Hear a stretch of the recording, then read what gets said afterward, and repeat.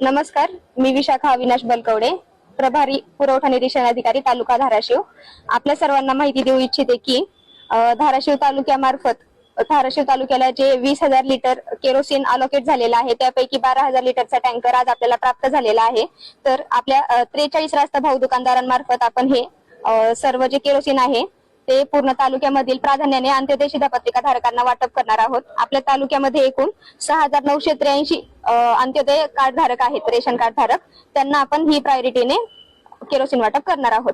आणि यानंतर जर का आपल्याला परत पुरवठा झाला तर आपण प्राधान्य कुटुंब जे आहेत त्यांना प्रायोरिटी देणार आहोत। कधी वाटपाला प्रत्यक्षात सुरुवात होणार आहे? आजपासून, आज 13 मे पासून आज वाटपाला सुरुवात होत आहे प्रत्यक्ष।